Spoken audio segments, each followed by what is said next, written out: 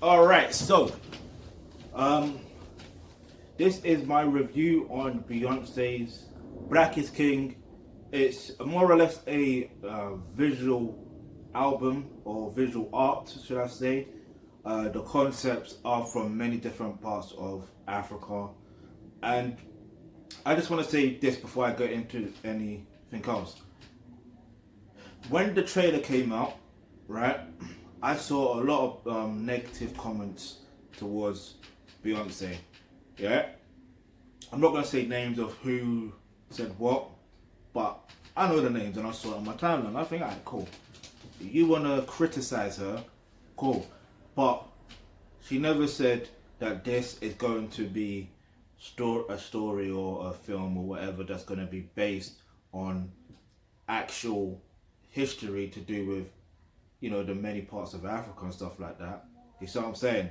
Because when you saw the trailer, it was that different pieces and different. You see what I mean? Like it was, you could see that there was multiple factions.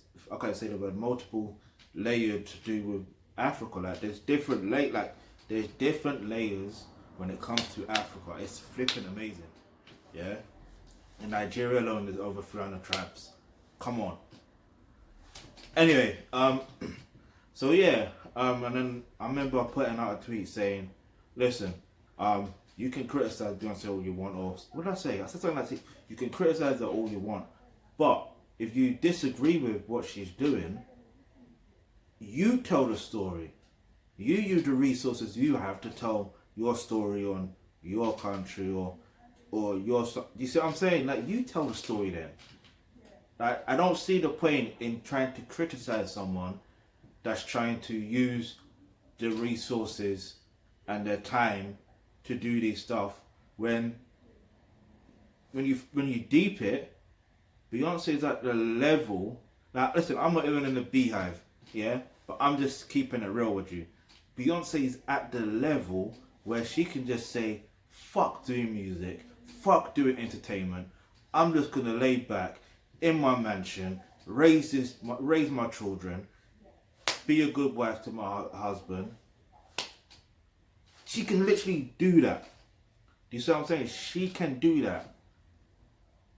Like she's got that much money, and obviously her husband's got that much money too. But like, she's at that point where her solo career is at a point where she can eat nicely, and she's a businesswoman too. Like I don't think you understand it. Yeah, I don't think you understand the levels. Some people are at a level where they don't necessarily need to do anything, but they do it anyway because they're passionate about it. When you're passionate about it, it comes true. Like, anyway. So the point I want to make is with this Black is King. At first, seeing the name, I did not understand what was going on. Yeah, from the perception of it, like, oh, maybe she couldn't talk about black people being kings, blah blah blah. I can get that perception just because of the name alone. But then, yeah, when I was watching it, I was like, right, okay. And I've seen the reaction from other people as well. Like even the same people that was criticizing her with the trailer, the same people, yeah, the same people. You want to know how I know it's the same people? Because I followed those people on social media, especially on I mainly saw on Twitter. Yeah, I followed those people. I'm not saying no names, but I'm saying I saw it for the 180. In fact, one of them 180 it was a 360. It was a 360. Oh, now your tune changed. Huh? Now that you've seen the full thing, you're praising her. Now you're getting hacked over the hashtag when you hashtag Black is King. It got the emoji with it, but also when you click the like, it has the emoji of the artwork for the gift. So that's more or less what it was about. It was more or less a visual art it reminded me of the Lion King, because even there was some parts of it we could hear James Earl Jones, like you can hear his voice talking about Simba or this, that, and the third, and Like, it was just interesting. Like, it really, really, really was interesting. And obviously, like the aesthetics of it, fucking amazing. Fucking amazing. Look, I need you to understand something about Africa in general, right? Africa is the fucking hub of creativity. Africa is the hub of fucking everything. Yeah? So everyone's going to draw inspiration from somewhere, somehow. But the brilliant thing about this was the fact that Beyonce got other Africans that were born and raised in Africa to actually, well, I don't know the Pacific countries. I should have done more research on that, but given man's kind of busy out here still. But like, yeah, so yeah, what's I saying? So basically, she got them involved. They're on the credits. When you look at the whole, you know, aspect of it as a whole, you can see the amount of people involved. You know, even there was even a part where, you know, there was Kelly Rowland involved in some parts of it, because she even mentioned Kelly Rowland in the song. So it's like basically with like a visual art to the album, The Gift, which was a brilliant idea. You see what I mean? Like it was fucking brilliant. I respect that. I can respect that. Yeah. So it wasn't more or less verbatim of how Africa was or how it should be. It's just art. You see what I mean? It's just art. That's as simple as it's going to get. It's just art, and inspired by different tribal aspects of Africa and stuff like that. There's one part that I didn't really like. That was to do with the like, I can't remember Pacific part, but they're like, I know they were to do with lawyers and stuff like that. But what they were wearing, you see what I mean? To me, that's Eurocentric, and truthfully, how can I put it? I remember seeing something years ago where they were saying it's not supposed to be that. I can't remember what it is, but anyway, that I didn't really like that.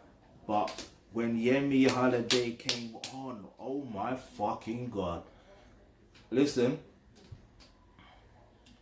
let me not show myself like that, but like let me try and stay within my masculine frame in it. But when she came on, yo,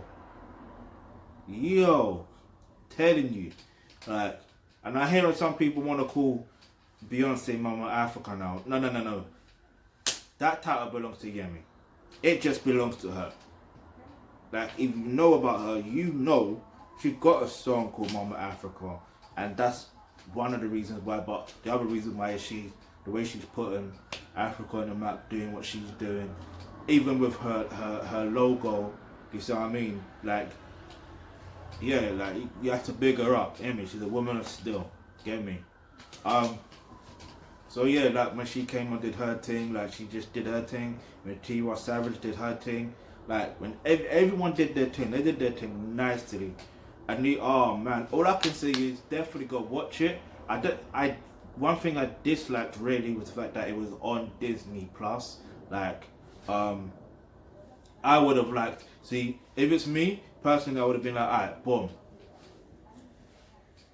Yeah, we can use Disney's money, but we can give you a shout out, boom, because you helped, you know, fund the project. But I would have put on Tidal.